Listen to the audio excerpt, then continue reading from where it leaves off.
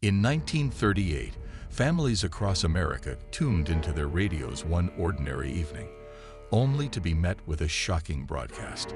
An urgent voice came over the airwaves, announcing that scientists had observed explosions on Mars, followed by reports of strange cylindrical objects falling from the sky near New York. The broadcast escalated quickly. Tentacled alien creatures were described emerging from these objects, unleashing destruction on everything around them. People heard of buildings crumbling, of humanity under siege by otherworldly forces. It felt real, far too real. People across the country panicked. In New Jersey, where the broadcast claimed aliens had landed, families ran from their homes, desperate to escape the chaos they believed was unfolding right outside. Streets were flooded with people, many calling local police stations for information, others crying in fear, certain the end was near. But here's the twist: none of it was true. This wasn't an emergency broadcast. It was a radio drama, The War of the Worlds, directed by Orson Welles. The broadcast had been so convincingly delivered, so realistic in tone, that it blurred the line between fiction and reality for thousands. What started as a fictional story created a very real wave of panic, showing just how deeply we can be influenced by what we perceive as truth. This wasn't just a one-time event. It was one of the first major glimpses into how psychological effects can make us see fiction as fact. It's a phenomenon that affects us far more than we realize, even today. What if I told you that every day there are psychological tricks shaping the way you see reality, just as powerful as the War of the Worlds broadcast? Let's uncover these hidden forces. The War of the Worlds broadcast didn't just rely on what was said, but how it was said. And that's exactly what we call the framing effect. Simply put, the way information is framed can shape how we interpret it. It's the reason a crisis broadcast, carefully worded and delivered in a calm, serious tone, convinced people that an alien invasion was real. And this doesn't just happen in extreme cases, it's woven into our daily lives. Consider this. Imagine two doctors giving the same surgery recommendation. The first doctor tells you there's a 90% success rate. It sounds reassuring, doesn't it? You're much more likely to say yes.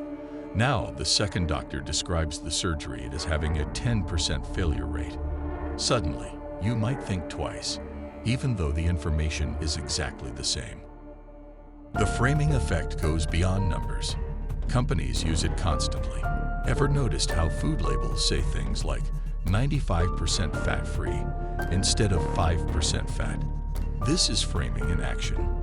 By presenting information in a way that highlights the positive and downplays the negative, advertisers influence decisions, subtly steering us in the direction they want us to go. So here's the question. How many of your own decisions have been influenced by framing? Do you always make choices freely, or have subtle word choices shape the way you see your options? But if words alone can shape your choices, what happens when repetition comes into play? What if just hearing something again and again could convince you it's true? Let's dive into the next powerful trick, the illusory truth effect. The illusory truth effect. Picture this. You're scrolling through your news feed and you spot a headline that reads, "Drinking coffee every day extends your lifespan." You might be intrigued but still skeptical. After all, we see wild claims all the time. But then you see a similar headline again the next day, maybe on a different platform. And again, a few days later, another article suggests the same idea. Slowly, that claim starts to feel familiar and maybe even true. That's the illusory truth effect at work. This trick is straightforward but astonishingly powerful. The more we hear something, the more likely we are to believe it, regardless of its accuracy. Our brains are wired to equate repetition with truth, creating a shortcut that saves time and energy. Instead of questioning everything, we start trusting what we hear over and over. And as you've probably guessed, this effect is exploited everywhere. In the 1970s, Researchers conducted a study to test this very effect. They presented participants with statements, some true and some completely fabricated. Over time, as people were repeatedly exposed to the same statements, even the false ones started to seem more and more believable. It's why rumors spread so easily. Repetition alone can make even the most unlikely claims sound true. Consider how often you've heard phrases like, "Everyone knows that," or "Studies show that." These lines stick because our brains stop challenging what feels familiar. Even in casual conversations, people may casually accept an idea as fact if they've encountered it enough times without ever verifying it. So how many truths in your life might just be things you've heard too often? And if simple repetition can lead us to believe almost anything, what happens when our perception of someone is swayed by just a single positive trait? That leads us to the next psychological trick, the halo effect. The halo effect is like a magic lens that can completely reshape how we see someone based on just a single trait. It's why one positive characteristic, like attractiveness, charisma, or even a prestigious title, can color our entire perception of a person. A powerful example of this effect happened in 1977 with a study by psychologist Richard Nisbett. Students were shown two videos of a college lecturer who presented the exact same material. But in one video, the lecturer was friendly, and in the other, he was cold and indifferent. When asked for their impressions, the students who saw the friendly lecturer rated him as more knowledgeable, articulate, and overall a better teacher, while the cold lecturer received significantly lower ratings on every quality, even though the content was identical. Just that one trait, friendliness, was enough to change their entire perception of him. And it's not just people. Companies play on the halo effect all the time. Think of celebrity endorsements. When a famous actor or athlete promotes a product, that product instantly seems more credible, valuable, or trustworthy, simply because of the positive qualities we associate with the celebrity. But this isn't limited to marketing. This trick happens in relationships, in workplaces, and even in how we view ourselves. A person might overlook major flaws in a friend or partner simply because they have one overwhelmingly positive trait, like humor or kindness. The halo effect blinds us to reality, creating a world where our judgments are easily swayed by surface-level traits. And here's where it gets tricky. When our beliefs and actions start to contradict each other, it's almost impossible to keep a balanced view. So what happens when we're confronted by information that doesn't match our expectations or values? That brings us to the next psychological trick, cognitive dissonance. Cognitive dissonance comes into play when our beliefs and actions start to clash. It's that uncomfortable feeling when we hold two conflicting ideas or act in a way that doesn't match our values. Instead of facing this conflict head-on, our brains have a clever way of handling it. We adjust our beliefs to justify our actions, often without even realizing it. One famous example of cognitive dissonance happened in the 1950s with a psychologist named Leon Festinger. He infiltrated a cult that believed the world was going to end on a specific date. When the apocalypse didn't come, the members faced a huge dilemma: either admit they'd been wrong or somehow justify their beliefs. Instead of abandoning the cult, many members doubled down, claiming their faith had actually saved the world from disaster. Rather than accepting they'd been misled, they reshaped reality to reduce the discomfort of being wrong. And this isn't something unique to extreme beliefs. It's part of everyday life. Imagine someone who believes strongly in healthy living, but finds themselves constantly snacking on junk food.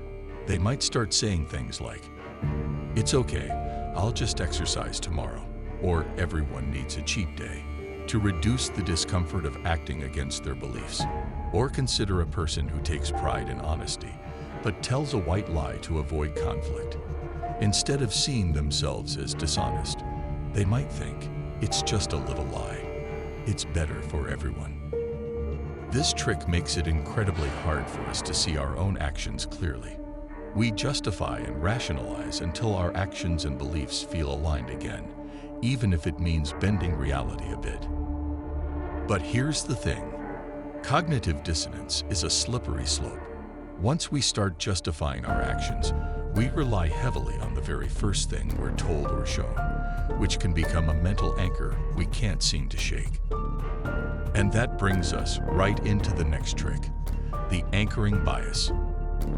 The anchoring bias is what happens when our minds latch onto the first piece of information we're given, and that initial anchor shapes every judgment afterward, even if it's irrelevant. Once that anchor is set, it's incredibly hard to adjust our thinking, making us cling to it as a reference point, often without realizing it. Imagine you're buying a car, and the first price the dealer shows you is $30,000. Even if they later offer a discount, that $30,000 sticks in your mind. So when they bring the price down to $27,000, it suddenly feels like a good deal, even though $27,000 is still a high price. That initial number anchored your expectations, creating a reference point that influences your decision-making. We see this effect everywhere. In salary negotiations, the first offer often sets the stage. In shopping, original prices create a mental benchmark, so the discount feels bigger. And in personal relationships, first impressions work the same way. The initial vibe someone gives off can shape how we perceive them long-term, even if new information comes in. Anchoring bias shows us just how easily our minds can get stuck, influenced by one detail that may have little to do with reality. And it doesn't stop at prices or first impressions. This bias even affects what we see right in front of us, making us miss what's obvious. That brings us to the next trick, inattentional blindness. Inattentional blindness is what happens when we're so focused on one thing that we miss other details, even if they're right in front of us. It's not that we're ignoring these details on purpose. Our brains just filter out information that doesn't seem relevant to what we're focused on. This can lead us to overlook what's in plain sight. One of the most famous studies on this effect is the invisible gorilla experiment. In this experiment, participants were asked to watch a video of people passing a basketball and count the number of passes. Partway through the video, a person in a gorilla suit walks into the scene, beats their chest, and walks off. Incredibly, nearly half of the viewers were so focused on counting passes that they completely missed the gorilla. Their brains were so occupied with the task at hand that the obvious, right in the center of the screen, went unnoticed. This phenomenon is everywhere. Think about driving, for example. When we're intensely focused on reaching a destination or navigating through traffic, we might miss signs, landmarks, or even pedestrians. But there's another fascinating twist. Just as our minds can filter out what doesn't seem relevant, they can also create powerful effects with things that don't actually exist, purely because we believe they do. This brings us to the next trick, the placebo effect. The placebo effect shows us the incredible power of belief. It's when our minds convince our bodies that something real is happening, even when it's not. This effect goes beyond simple perception. It can trigger actual physical changes, just because we believe in the treatment. Consider medical trials. In many drug studies, some patients receive the actual medication, while others get a placebo, a sugar pill with no active ingredients. Surprisingly, people taking the placebo often report improvements and even show measurable health benefits. Their bodies respond to what they believe is treatment, reducing symptoms and boosting their immune system, even though they received nothing more than a harmless pill. The placebo effect isn't just limited to pills or surgeries. Think about sports drinks that claim to enhance performance, or diets that promise quick results. When we believe something will work, our bodies often follow suit, creating an effect simply based on our expectations. This effect raises an intriguing question: how much of our reality is shaped not by the world around us, but by what we believe about it? The placebo effect reveals just how much control our minds have over our bodies, but it also highlights something even more subtle: the influence of patterns we start noticing everywhere, shaping our perceptions over time. And that leads us to the next psychological phenomenon, the baader-meinhof phenomenon, also known as the frequency illusion. The baader-meinhof phenomenon, or frequency illusion, is that strange experience when you learn something new, maybe a word, a concept, or even a product, and suddenly you start seeing it everywhere. It's as if the world around you shifted, but really, it's just your mind becoming tuned into that specific thing. Let's say you're thinking of buying a red car. You've never noticed red cars before, but now it feels like every other car on the road is red. It's not that everyone suddenly decided to buy the same car as you. Instead, your mind is simply tuned into that detail, filtering in the information that matches what's already on your mind.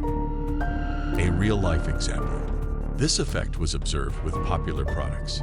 Take AirPods, for instance. When Apple first released them, some people noticed them, but for most, they were just another pair of headphones. Yet once you start thinking about AirPods, maybe even considering buying a pair, it suddenly feels like everyone around you is wearing them.